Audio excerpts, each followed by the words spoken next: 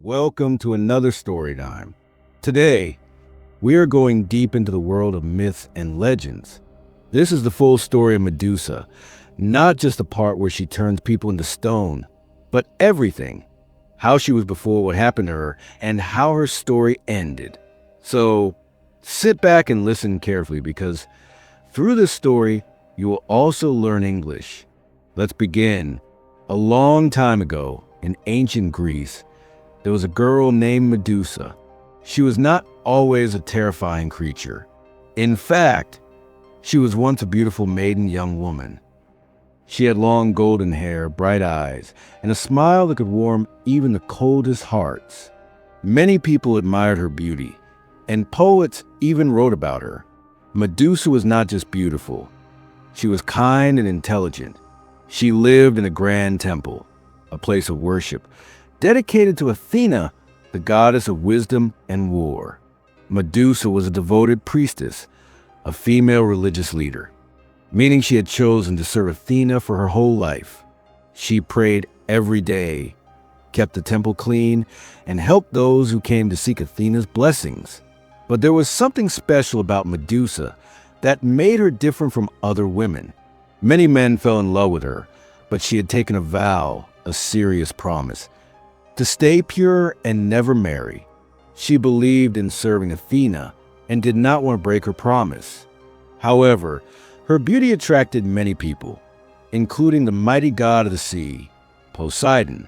Poseidon was strong and powerful, but he was also arrogant, proud in a bad way. He wanted Medusa for himself, and he was not used to being told no. One day, Poseidon saw Medusa alone in the temple of Athena. He admired her beauty and decided he must have her. But Medusa was not interested in Poseidon. She was loyal to Athena and refused him. Poseidon was not used to rejection, being turned down. He became angry. That night, as a storm raged outside, Poseidon came to the temple again. Medusa tried to run, but there was nowhere to hide. The temple, once a place of safety, became a place of fear. No one knows exactly what happened that night, but some say Poseidon forced himself upon Medusa. Others believe he tricked her. Either way, the sacred temple was no longer pure. The next morning, Medusa cried in front of Athena's statue. She had done nothing wrong, but she knew Athena would be angry, and she was right. The goddess appeared before Medusa, her face filled with rage, extreme anger. "You have defiled, made impure, my sacred temple." Athena's voice echoed through the marble halls. Medusa fell to her knees, tears streaming down her face. "But, my goddess, I did nothing wrong. It was Poseidon, Athena raised her hand. "Silence! You have broken your vow. You are no longer pure. You have dishonored me." Medusa was shocked. She had always worshipped Athena. She had always been loyal. But now, instead of protecting her, Athena was punishing her. The goddess's eyes burned with power, and suddenly, Medusa felt something strange happening to her body. Her beautiful golden hair began to twist and change. It turned into writhing, twisting snakes. Her soft skin hardened, and her eyes, once filled with warmth, became a deadly curse. Any person who looked directly into her eyes would turn to stone. "From this day forward, you shall be a monster feared by all. No man shall ever look upon you again," Athena declared. Then, with a wave of her hand, she sent Medusa far away to a dark, isolated, far away from other people, island. Medusa, once the admired beauty of Greece, was now a creature of nightmares. She had lost everything, her home, her life, and her humanity, what makes someone human. Medusa sat alone on the desolate, empty and lifeless island where Athena had banished her. The sound of waves crashing against the rocks echoed in her ears. The once beautiful girl now had a head full of writhing, twisting snakes, and her eyes carried a terrible curse.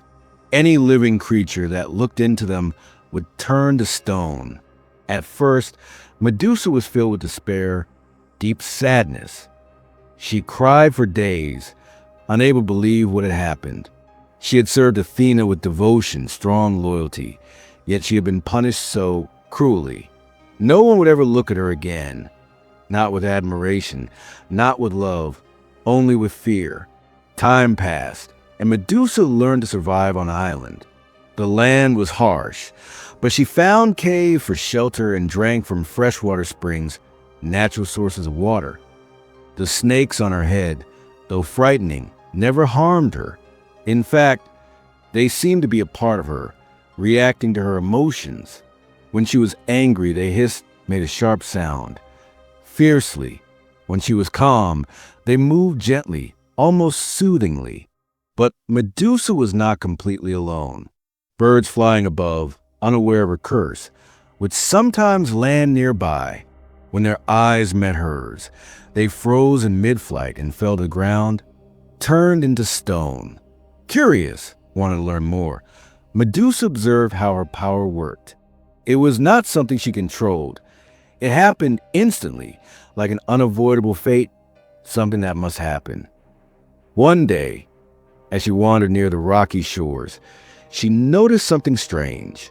Among the stones scattered across the ground, there were shapes that looked like men with a heavy heart.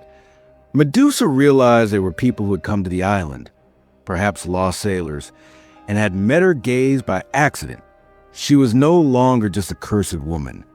She had become a monster in the eyes of the world. The world fears Medusa. Far away from Medusa's island, stories about her began to spread. Sailors who had seen the stone figures whispered about a terrifying woman with snakes for hair. Some claimed she was a demon, evil spirit. Others said she was a punishment from the gods. Over time, the name Medusa became something people feared. Kings and warriors discussed ways to defeat her, some brave or foolish. Many even set sail, hoping to kill the monster and return as heroes. But none ever came back.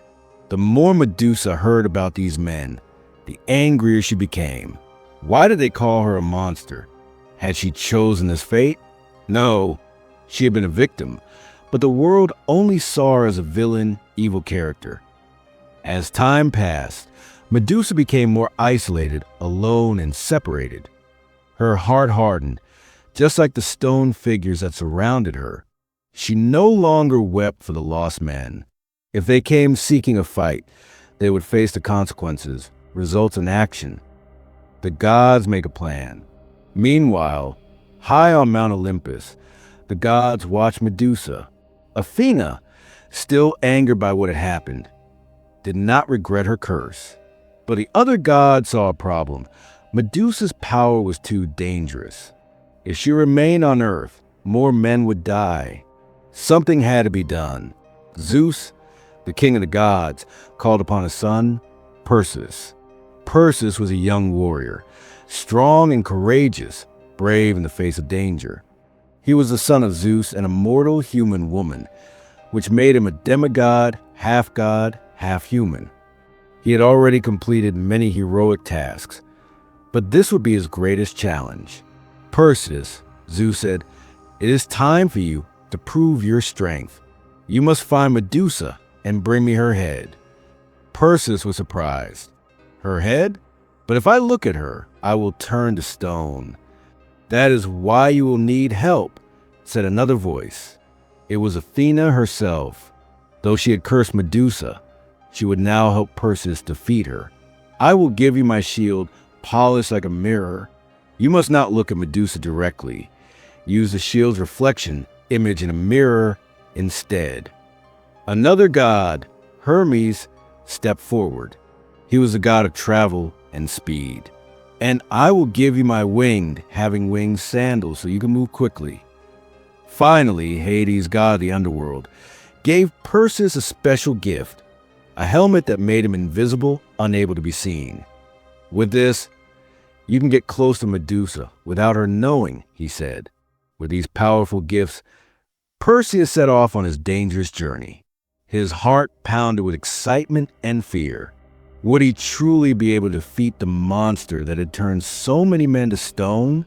The journey to Medusa's lair. Before he could reach Medusa, Perseus needed to find out where she was. He sought the help of the Gree, 3 old women who shared one eye between them. They were ancient and wise, but they did not give answers easily. When Perseus arrived at their cave, he saw them passing their single eye back and forth. Carefully, he waited for the right moment. Then, with lightning speed, he grabbed quickly the eye from their hands. The Gree gasped in horror. "Give it back!" they screeched, cried loudly in a high voice. "I will return it," Perseus said, "but only if you tell me where Medusa is." The Gree had no choice. With shaky, unsteady voices, they revealed the location of Medusa's island. Perseus, true to his word, gave back the eye and then used his winged sandals to fly toward his destiny, fate, or purpose in life. The closer he got, the more serious he became. He had never faced an enemy like this before. He gripped his sword tightly, knowing that one wrong move could turn him to stone forever. Perseus' sword flew high, through the sky with the help of Hermes' winged sandals. Below him, the ocean stretched endlessly, its waves shining softly under the moonlight. He knew that soon he would reach the island where Medusa lived, and the thought made his heart pound. He tightened his grip on Athena's polished shield, knowing it would be his greatest protection. The shield was so perfectly reflective, it would show a clear image, that he could look into it like a mirror without seeing Medusa's deadly gaze directly. He also carried the sword gifted by the gods, sharp enough to slice through anything. After hours of flying, he finally saw the island in the distance. It was a bleak, gloomy, and lifeless place, filled with jagged, sharp, and uneven rocks. As he landed, he could feel an eerie, strange, and scary silence surrounding him. There were no sounds of birds, no rustling, soft movement sound of animals, only stillness. He stepped forward carefully, moving between the stone figures that littered, covered in a scattered way, the ground. Some were sailors, frozen in their last moments of fear. Others were warriors who had come before him, hoping to defeat Medusa and failing. Perseus swallowed hard, his determination, strong to succeed, growing stronger. He would not end up like them, the Gorgon sisters. Before he could find Medusa, he had to be careful of her sisters. Stheno and Euryale, the 2 immortal living forever Gorgons, were just as dangerous. Unlike Medusa, they could not be killed. If they found him, he would be in serious danger. Perseus crouched, bent low to hide, behind a rock and listened. He could hear the distant sound of hissing. The sisters were nearby, but they had not yet noticed him. He took a deep breath and moved forward, keeping his eyes on the shield's reflection to avoid Medusa's deadly gaze. As he walked deeper into the cave, the air became colder. The walls were rough and damp, slightly wet, and the shadows seemed to move around him. Then he saw her. Medusa was resting on a stone throne, her snake-covered head lowered. The snakes moved slightly, sensing something unusual. Perseus felt a pang, a sharp feeling of pity. She had once been a normal woman, cursed for something beyond her control. But he could not afford to hesitate, pause because of uncertainty. This was his mission. The battle begins. Perseus took his stance, positioned for battle, gripping his sword tightly. He had to be quick and precise, accurate. With one deep breath, he stepped forward, using the shield's reflection to guide him. The moment he moved, Medusa's snakes reacted first.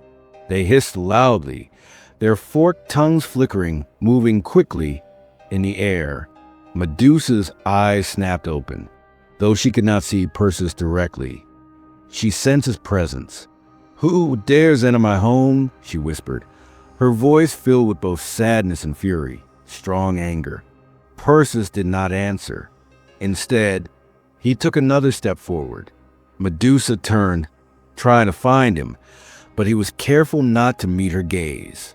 Then, in a flash very quickly, she lunged, moved forward suddenly. Her claws scraped against the stone where Perseus had been standing just seconds before. He barely dodged, moved away quickly in time. She was fast, faster than he had expected. The snakes on her head lashed, moved violently, in different directions, trying to sense where he was. Perseus knew he had to strike soon. The final strike. Perseus took one last deep breath, then raised his sword high. As Medusa turned again, searching for him, he swung the blade with all his strength. The sword sliced cleanly through the air, and then silence. Medusa's body fell still. The curse that had haunted her for so long had finally come to an end. Perseus quickly grabbed a special bag, given to him by the gods, and placed Medusa's head inside, careful not to look at it even now. Even in death, her gaze remained deadly. The cave began to shake. The Gorgon sisters had sensed their sister's death. Perseus knew he had to escape fast. He grabbed his shield and sword, put on the helmet of invisibility, and ran toward the exit as he enraged, filled with anger. Sisters let out piercing, extremely high and loud screams. With the winged sandals carrying him swiftly, Perseus soared into the sky, leaving the island behind. He had done the impossible. He had defeated Medusa. Perseus flew across the sky, the sack containing Medusa's head carefully tied to his belt. He had done what many thought was impossible. Now he had to return home safely. As he traveled, he thought about what had happened. Medusa had been a monster, but she had once been a normal woman. Was it fair that she had been cursed forever? Could the gods have shown mercy, kindness, and forgiveness? He shook off these thoughts and focused on his journey. After hours of flying, he saw land. Below him was a vast desert, stretching endlessly. He could see mountains in the far distance, their peaks touching clouds. But closer to him, near the edge of a rocky shore, something caught his attention. A man struggling against a huge sea creature. Perseus descended and saw that the man was actually a king, and beside him was a young woman chained to a rock. Andromeda's rescue. The young woman was Andromeda, a princess who had been left as a sacrifice to a sea monster. Her mother, Queen Cassiopeia, had offended the sea god Poseidon by boasting, speaking too proudly, that Andromeda was more beautiful than the sea nymphs. As punishment, Poseidon sent a terrible monster to destroy their kingdom. The only way to stop it was to give Andromeda to the beast. Perseus acted quickly. He pulled out his sword and attacked the creature. The battle was fierce, very strong and intense. The monster roared and lashed, moved violently, its tail trying to knock Perseus down. Waves crashed against the rocks as the creature thrashed, moved wildly, sending water high into the air. But Perseus was fast.